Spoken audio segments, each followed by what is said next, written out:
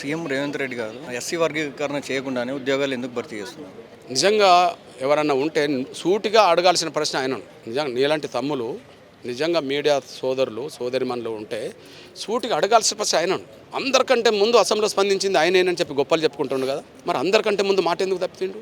అంతకుముందు ఇచ్చిన మాట ప్రకారం గతంలో ఇచ్చిన నోటిఫికేషన్ కూడా వర్గీకరణ వర్తింపజేసే ఉద్యోగాలు భర్తీ చేస్తా ఉన్నాడు కదా. మరి ఎక్కడ కూడా ఉద్యోగాలు భర్తీ అవుతలేదు కదా.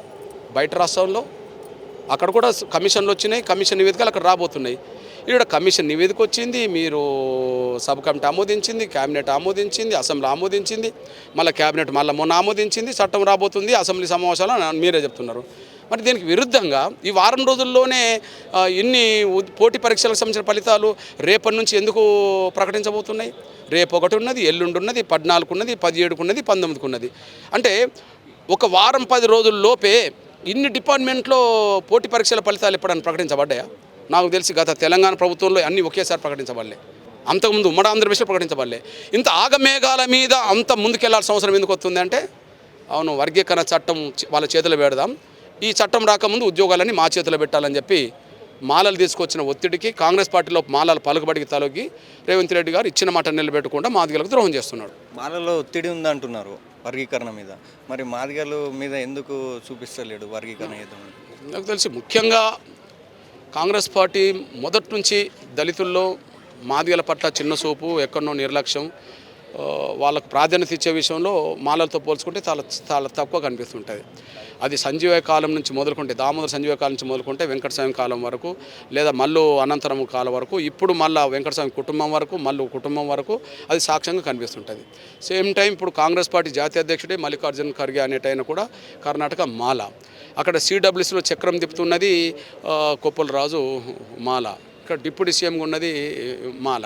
ఇక ఒక్కడి పేరు హిందీ. కాంగ్రెస్ పార్టీ అంటేనే దళితులు మాలలకు పెద్దపీట వేసే పార్టీ. మాలలు దాన్ని శాసించే కాడ ఆ స్థాయిలో ఉన్నారు. అది లేకపోతే రేవంత్ రెడ్డి గారిని ఇప్పుడు నన్ను అడిగిన ప్రశ్న మీరు అడిగితే ఏం చెప్తారు చెప్పండి? గత నోటిఫికేషన్లు కూడా వర్గీకరణ వర్తింపజేసి ఉద్యోగాలు భర్తీ చేస్తామనేది రేవంత్ రెడ్డి గారు అసెంబ్లీలో. ఆ విషయంలో ముందు మాట ఇచ్చింది అసెంబ్లీలో. మరి ముందు తప్పింది ఎవరు? ఎందుకు తప్పిండు అంటే వాళ్ళ ఒత్తిడి. తప్పాలని ఆయనకు ఎందుకు ఉంటుంది? వాళ్ళ ఒత్తిడి. వాళ్ళ ఒత్తిడి తలొగ్గి మాదిగ బిడ్డల పొట్టలు కొడుతున్నట్టే కదా. దీన్ని ఎందుకు సహించాలి మేము? ఎస్సీ వర్గీకరణ తెలంగాణలో లేట్ చేస్తున్నారు మీరు అంటున్నారు, అలాగే ఆంధ్రప్రదేశ్లో కూడా ఎస్సీ వర్గీకరణ లేట్ చేస్తారు కదా. తమ్ముడు, నేనంటే ఇంచుమించు వారం 10 రోజుల తేడాలో అక్కడిక్కడ రాబోతుందని అంటున్నాను. ఇప్పుడు ఇక్కడ శాసనసభ సమావేశాలు పెట్టిండ్రు. మొన్న ఏం ప్రకటన చేసిండ్రు? క్యాబినెట్ తీర్మానం చేసింది ఏంది? వచ్చే అసెంబ్లీ సమావేశాల్లో బిల్లు తీసుకొద్దామని చెప్పడం జరిగింది. అంతే కదా. అంటే జరగబోతుంది కదా. అక్కడ నిన్నగాక మొన్న శాసనసభలో సోదరులు ఉన్నత విద్యాశాఖ మంత్రివర్యులు, ఐటీ శాఖ మంత్రివర్యులు లోకేష్ గారు ఏం మాట్లాడింది శాసనసభలో? కమిషన్ నివేదిక త్వరలో రాబోతుంది వర్గీకరణ మీద. ఆ నివేదిక వచ్చినాకనే ఉద్యోగాలన్నీ భర్తీ చేస్తామని ఆయన చెప్పడం జరిగింది. అంటే మార్చి నెలలో ఉద్యోగాల భర్తీకి రంగం సిద్ధం చేస్తున్నాం, ఈలోపు కమిషన్ నివేదిక రాబోతుంది అంటున్నారు కదా. అంటే ఒక వారం 10 రోజుల తేడా మీద అక్కడిక్కడ జరగబోతుంది కదా. కానీ అక్కడ ఉద్యోగాలన్నీ నియామకాలన్నీ ఆగినాయి. ఇక్కడ వర్గీకరణ జరగకముందే ఉద్యోగ నియామకాలు జరుగుతున్నాయి. అంటే ఇక్కడనే మాదిగలకు ఎక్కువ అన్యాయం జరుగుతుందని సాక్ష్యంగా ఉన్నది. నియామకాలు మొదలు పెడతా అని చెప్తున్నాడు. మీ పోరాటం ఎలా ఉండబోతుంది? ఖచ్చితంగా ఎప్పుడు కూడా అన్యాయం మా కళ్ళ ముందు జరుగుతున్నప్పుడు మేము ఎప్పుడు మౌనంగా లేము.